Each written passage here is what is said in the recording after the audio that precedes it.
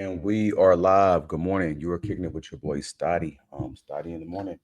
I want to thank everybody out there on the podcast world that's been listening to me. Everybody out there on YouTube that's been listening to me. And we are covering the Diddy and the Tory Lanez scandals, right? We're gonna get straight into it. There's been a lot going on, but I think the Lauren LaRosa, I did a really good time good job. I'm sorry, with breaking this case down. So we're gonna go ahead and from the Breakfast Club and see what they got to say because literally Lauren LaRosa broke it down real good, real good. So let's go ahead and get started.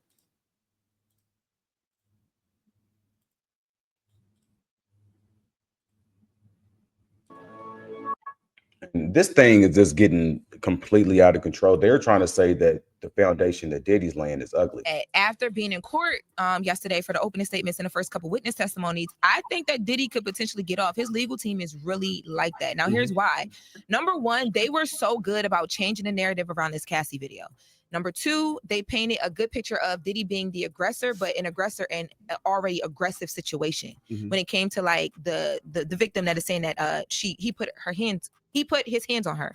So let's talk about the CNN video, the Cassie beating video. So they called a witness to the stand. This guy was one of the heads of security. So he was like second in command in security at the Intercontinental Hotel back in March of 2016. So there was only two witnesses yesterday. The one you talked about earlier, which was the male escort, is the second. Okay. Yeah. So actually, the LAPD officer, security guard, was actually the first witness, but we talked about him out of order. But yes, only two. So this guy was working at the Intercontinental Hotel. He's a security guy who actually responded when Cassie got on the phone in the lobby outside of the elevators and called for help. The hallway, yep. The hallway, right? So he said he got on the stand and the prosecutors are talking to him first. So this is the other side. So they're like asking him to run down what happened. So he said he got a report of a woman in distress on the 6th floor. He said he came up, and before he came up, he hadn't seen any of the footage. So he didn't know that it was like physically violent before that. But he said he came up and he was talking to Cassie and Diddy because they're going back and forth. And he's like, yo, y'all got to take this into your room. Y'all can't be out here doing all this. So he said, as he was trying to get them back in the room, Cassie kept saying, I want to leave. I want to leave. I want to leave. And allegedly, Diddy was like, no, she's not going anywhere. So he said he had to step in. This is what he's telling prosecutors. He had to step in and be like, well, if she wants to leave, we're going to allow her to get her things and leave. And I'll walk y'all to the room to do it. So he says he walks them to the room. And when he gets to the room, he's able to see inside, and there's a man in dark clothing sitting on the bed, which is important, right? And I'm gonna tell y'all why. Because Cassie is alleging that the video that we saw was her trying to get away from one of those freak off situations that she did not want to be a part of, and because she didn't want to be a part of, everything we saw in that video was what happened. Now Diddy's team is saying, so that's why the video matters to the court. Diddy's team is saying, no, because freak offs weren't a thing. You guys were consensually engaging in sexual acts, but that's not even what happened here. Diddy's team pointed out the fact that when he comes back out, like after he like throws the vase and he walks away, he has a lit up phone in his hand. He grabs the phone out of her hand. They were arguing over allegedly something that she saw in the phone, that this is just a very tumultuous, like jealous relationship. So right? Does that negate the fact that he beat the fuck out of her in the hallway? Like, regardless of that, are we just excusing him just beating her ass? Or is this just a domestic violence case? Is that what y'all saying? It's important. This witness is important because he's going to help you determine which side of that you believe. So he's running down what he saw. He says he saw this guy in the room when he's talking to the prosecutors. He's also saying that, like, you know, after Cassie left, there was like this 7-foot man that, like, basically like a big man that came and picked Cassie up. And obviously she knew the man, but it was kind of uncomfortable going back to the whole, you know, Diddy's team was helping him orchestrate all this stuff. Yep. He says he went back upstairs to talk to Puff and explain to him the rules of the hotel and that he had to pay for some things. And Diddy had this like devilish stare on his face when he came out of the elevator at one point, and that Diddy allegedly offered him money. So the man is saying that Diddy offered him money because he didn't want any of this to come out, because for her and for him.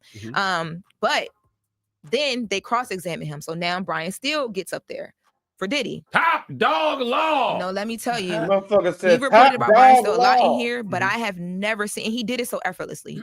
I've never seen nothing like this. So he gets up there and he's like, okay, so you're now an LAPD officer, because they leaned a lot on that, because they want you to look at this man as like he has integrity. And he's currently an LAPD currently officer. LAPD officer after he left being security at that hotel, right? So he has all this morals and integrity because he's an officer. He understands taking oath and telling the truth. So Brian Steele was like, okay, well, you told us that when you do your incident reports, you got to report the W's, where, what, why, who, like all the details. So he goes into the incident report and he says to him, he says, the incident reports are important, right? Because when we're recounting these things, we're relying on your report. So everything in your report is valid because y'all depend on that. He's like, yeah.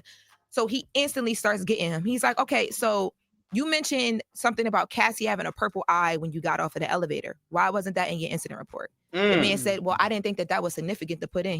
Brian still said, so he thought it was significant today, but it wasn't significant 9 years ago. So then he says, you said that you saw a man inside of their hotel room. Why wasn't that in your incident report? Did you ask the man his name? Did you talk to him? And he was like, no, because the man didn't really say anything. So then Brian still was like, well, you also mentioned that you offered to call the police, but Cassie told you not to. Why didn't you put that in your incident report? Yeah, this is interesting. And he was like, because I didn't think it was important to, like, you know what I mean? She said, don't call the cops. The obvious answer to all of that is because he was trying to cover up for Diddy. Mom loves that they have fresh. The answer is they're poking holes saying that this was a consensual thing. Because if a woman is in distress, then she is going to want you to call the police if she's in danger, right? Like, listen, so that's the obvious answer for all of it. I'm about to keep going. Listen. So he's like, no, because I didn't think that was important, blah, blah. So he's like, so when you say that you saw this man inside of the hotel room, right? Can you talk to us about like how the hotel room was set up? Because the point he was trying to get to, who is the man? That's a whole nother witness. Who's the man? This man has a whole account that we didn't get to hear. There's another third side of the story. Who is this person? So I'm like, hey, I'm on Diddy's lawyer side. Like, who is this man? Like, we need his or her testimony, right? Up off of it was Diddy would have been in a presidential suite or a larger hotel room where if you're standing in the doorway, you're not seeing someone sitting on a bed. You're not seeing a person, and you didn't even put that in your report. So he's like, that makes no sense whatsoever. And then the prosecution had already played the video in full, and then they played these videos he recorded on his phone.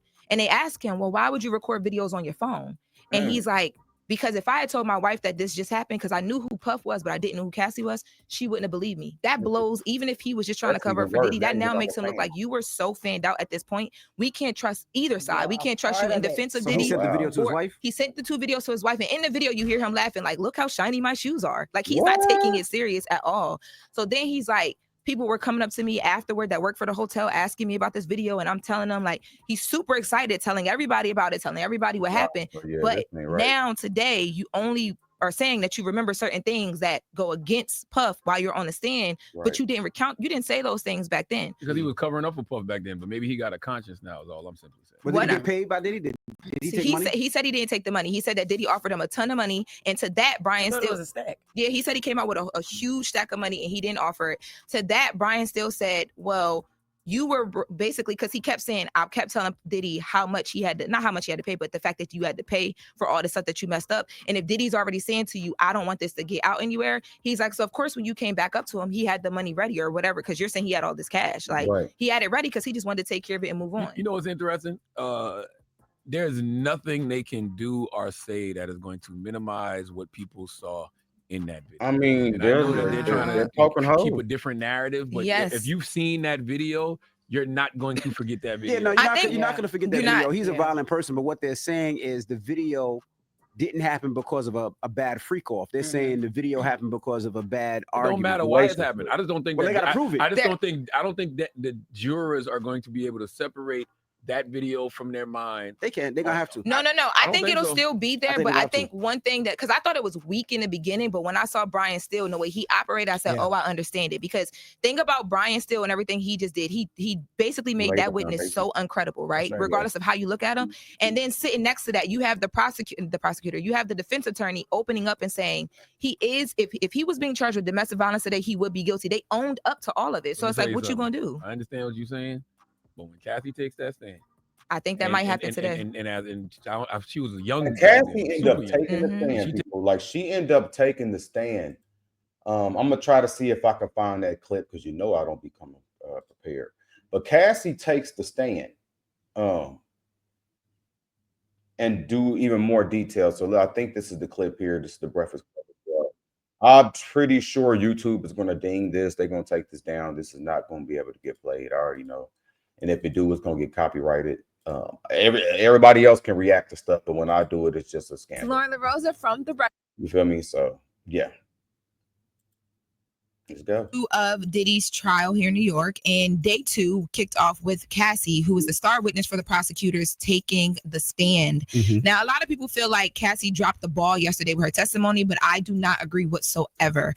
Cassie got on the stand and she detailed everything from the first day that they met to the time that they spent together, her 21st birthday, where that was her first time kissing, and she admitted that she didn't want to kiss him, that she felt, just very she didn't know how to feel. She felt confused. She was young. She was crying. She set the scene early for the power dynamic of, this big mogul who was supposed to be helping me in music, who had such a big life that she just uncontrollably fell in love with, and things got bigger than her. That was 17-year age difference, correct? Yes. And that was the narrative. And they were together, for those who don't know, for 10, 11 years. Now, after she details a lot of the background, she starts going into the things that a lot of us wanted to know about. So they talked to her about the freak-offs, and what she says about the freak-offs is that Diddy allegedly was in control. She says that, it was very well choreographed. Like, it was almost, when she was describing it, I was like, it sounds like he was shooting a music video. Executive producing. No, for real. She says that, there were certain supplies that they would have, right? So they would do candles as the lighting, and it would always be like Glade, or there was another brand that she mentioned because he wanted it to smell a certain way. And then she Glade. says Candles. Then she says that they would get extra linens, and we've heard this story, but she said that because we heard before that there were extra linens because of Dookie on the sheets. So what she said was she was actually made to have freak-offs during her period, and so there would be blood on a lot of the sheets. And she said she didn't want to do that, but she was being made to do that allegedly. And she also alleged that there'd be urine on the sheets, and we've heard testimony about the urine and why those things happened allegedly. And baby oil. She said that they would oil up so much. That was like a big thing for Puff allegedly. Like, you had to be oiled. That every 5 minutes they were like just we've been hearing, like, they're playing into the fantasies. It's like your worst nightmare. She's laying the foundation. Be oiling because he wants you to look like a shiny suit. Yeah, because it glistens, and I guess it's the sexiness of. Don't act like you want you to glisten like some shiny suits he used to wear in the night. Y'all know. I guess so. And then when we were talking about the urine, she talked about that in one of the freak-offs because they'd asked her, we opened up our testimony or our opening statement, the prosecutors, talking about, you alleging that there was a male escort that was made to pee, or I'm sorry, that was made to urinate on you. You can say pee. Same thing. Urinate on you. Can you detail that? So she starts to detail that, and she says that at one point she was choking, obvious reasons. And they asked, well, why didn't you just ask them to stop? And when I say them, she updated us and let us know. Attorney Riley Freeman? This is why wouldn't you just move out the way? That's what he asked her. Basically, they just asked, like, at this, because it didn't sound like she was being held against her will at that point, like physically. So they're like, well, why would you just, because she said she laid down with her hands up a lot of times when that was happening because she didn't like it. And it was a lot going on. And she said that not only would the escorts do it, allegedly, Puff would join in as well. And she said when they would get to a point where it was too much for her, sometimes he would tell the escorts, Puff would tell the escorts allegedly, like, yo, all right, let's stop, let's chill. So they asked her, like, why wouldn't you just tell them to stop yourself? And she said, I mean, I'm laying on the floor, and allegedly intoxicated by all these things, and it's 2 men standing over me. What am I going to do? So I just lay there with pee. Yeah. And so the reason they ask that question is because they know the defense is going to ask that question, so they try to make sure that they ask questions that the defense are asked to, to make it more comfortable. Yeah, but she broke the freak-offs down in steps as well. She said that the first step was there was like masturbation, and they would have to do masturbation. It would be her and the escort, and she would have to talk out loud and describe what she was seeing. She would have to be very descriptive because allegedly Puff would want to hear that. She said he would be blindfolded, right? No, not all the time, because once they got more comfortable with the escorts, from what it seems like she's describing, the blindfolds would come off and all that stuff. You got mad notes, Lauren. I need to see those. Yeah, and they're highlighted. I had to organize them better because I felt like yesterday I had a lot of information that I didn't get, so I organized them better. Highlights. I made notes in the back of important points to get to in here. You can read these. Lauren is in the courtroom. Lauren, that was a new LaRosa is that motherfucking girl. She's reporting this shit as it's developing. Come on, man. book at the beginning. Yeah, no, It's I bought done. a second one yesterday. Yeah, that's crazy. So that first step was the descriptive foreplay, and then step 2 is the touching. Now, step 2, she alleges, is that's when all the baby oil comes out. Step 3 is oral, and she says that a lot of times she would rush to get to the oral because she just wanted to get it over with, because she kept making a point of she didn't want to do this. She just was doing it because she was so in love, and she said she didn't want him to go and do it with anybody else. Now, step 4 was the actual intercourse where they would engage in, sex, and she said that sometimes Puff would just watch, allegedly, but then she said other times he might join in if they were really comfortable with an escort. Mm-hmm. So that would look like her giving Puff head, and allegedly, or wait, I can't. No, you can't say that part. I mean, that would look like her. Kids were watching. I mean, this is early in the fucking morning. Yeah, her sucking his dick and her getting fucked by the escort. I mean, you can say it. Go ahead and talk the nasty shit. We're all here. We're talking about piss and urine and sheets and baby oil. Why not? Don't hold back now. Giving Puff fellatio. Fellatio, yes. And sorry, and the other escort having sex with her at the same time. Mm-hmm. Now, she did give us an update. I didn't know if I needed. She said that a lot of times after they would finish, the escorts would have a happy ending, and Puff would make her take that happy ending and rub it on his nipples, and then they would engage in whatever they were going to do, just Cassie and Puff allegedly. So his man milk on Puff's nipples? His man That's milk. what Cassie's alleging, God. that Puff liked her to rub it on his chest and on his nipples. Jesus. And so chocolate covered nipples with a semen drizzle. Yo, shut a up, lot, man. And glaze, we have to say glaze. Yeah, Diddy likes his nipples medium well with a semen glaze.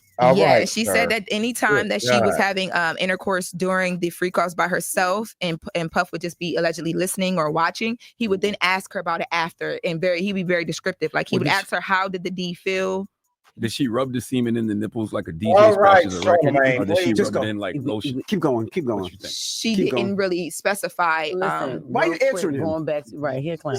Look, you said that she said she didn't want him to do it with anybody else. Is that because she didn't want anybody to endure any, like, the things that she was doing, or the way that she put it, his girlfriend, like, what was happening? The way that she put it, she said it on stand. I was a very jealous girlfriend when it came to him and other women. And she said, this is this powerful rich man who she was so in love with. Mm-hmm. She felt vulnerable because he had shared this secret of these voyeurisms and freak offs that he liked to do. She didn't want another woman coming in and swooping up in her place. And a lot of times she alleges, and we saw actual text messages they brought up where she tried to tell him she didn't want to do a freak off.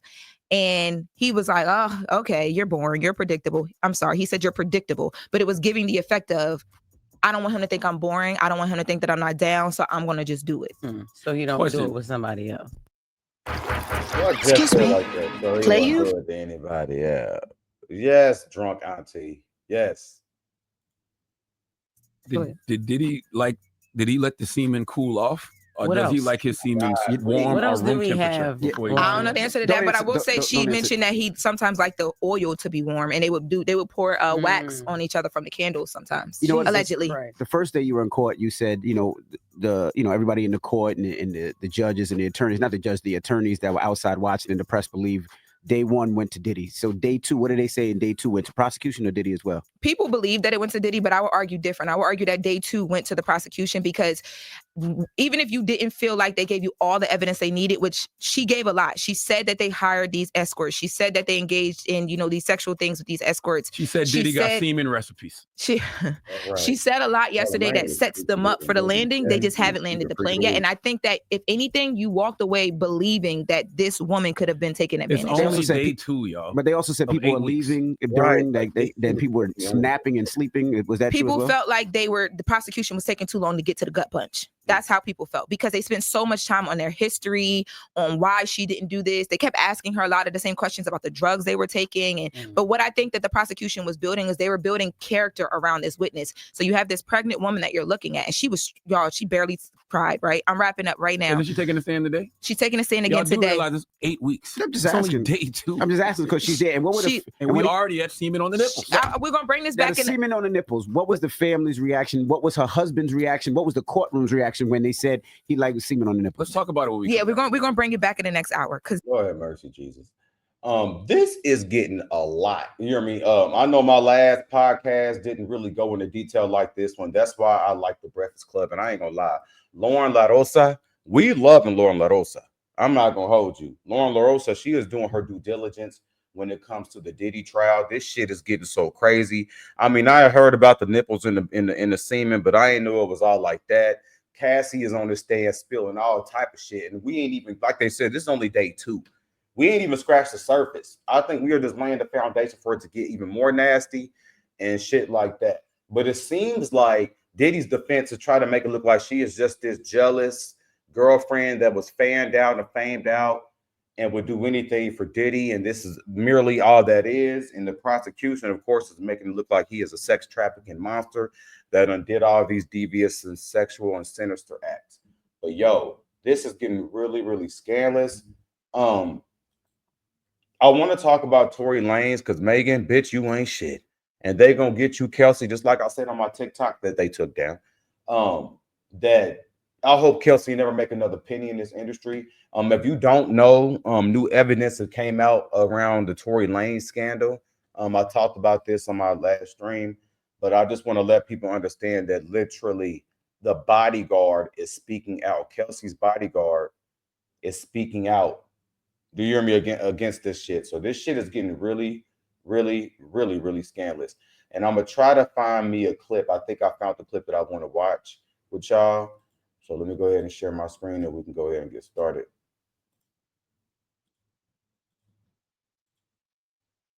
As Tory Lanez recovers in a hospital after a prison stabbing attack, his father and supporters gathered today to demand his release. Former rapper was convicted of shooting Megan Thee Stallion. Fox 7's Christopher Hardo tells us about the claim of new evidence.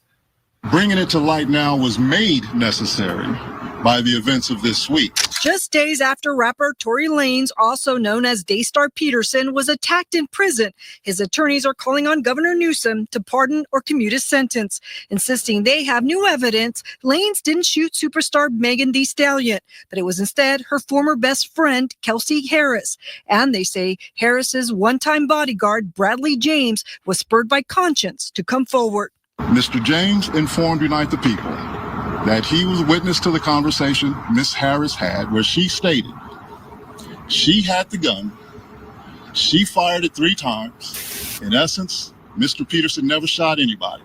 Walter Roberts says the statement aligns with another witness who saw 2 women fighting. Lanez is serving a 10-year sentence after being convicted of shooting Stallion in the Hollywood Hills back in 2020. The singer testified against Lanez and in an op-ed wrote, quote, "Even as a victim, I have been met with skepticism and judgment.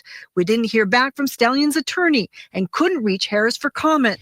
Lanez's lawyers say they've had the new evidence for months and were waiting on the appeals court to rule, but went public after he was stabbed in prison. He was stabbed 14 times. The rapper's father, Sunstar Peterson, says his son is recovering remarkably well, but recounted the story Lanez told him.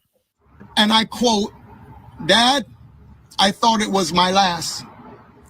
And having made my peace with God, I said, okay, God, is this how it's supposed to end for me?"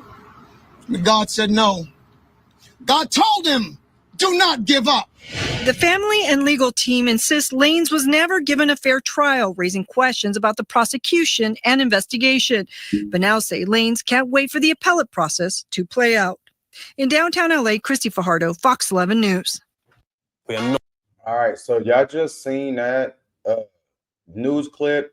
This is getting crazy, people. You got first of all, for the record, Tory Lanez, I thought that Tory Lanez was in jail because not for actually shooting Meg, but for having a pistol. You hear me? And violating his probation or whatever, the parole or whatever it was. And that's why he went down. But it seems like now that this evidence may or may not get him out of jail. But for some reason, my problem is, if it's true what the bodyguard is saying, Kelsey and Megan was about to let this man die with the lie. Like he was about to, what if he would have lost his life getting stabbed 14 times? You feel me? And this evidence would have never seen the light of day. And we all would have thought that he shot this woman and he never even had a gun in his hand. That's what I'm talking about. We're not talking about domestic violence here. We're not talking about a fight that he had with these women. We're talking about somebody getting accused of shooting another person, but they really didn't do it. And I remember Kelsey being on the stand and saying, "Oh, I don't want to testify because I might incriminate myself," because you had a pistol in your hand the whole time. But listen, Megan went on stand multiple times and just be lying and gaslighting. So listen, I don't believe shit that comes out of her mouth, and I don't believe shit that come out of Kelsey's mouth, because these hoes be lying. But this man was about to die with a rumor that wasn't true. And shame on all the industry people that ran with Megan, but what you see now, they're starting to distance themselves from Megan probably because of some of this information that came out. So let me know what y'all think about this video, man. I really appreciate everybody that's been holding me down. Like it, comment, subscribe, share the content. I do this for y'all. And yeah, let's go get the discussion popping. Deuce.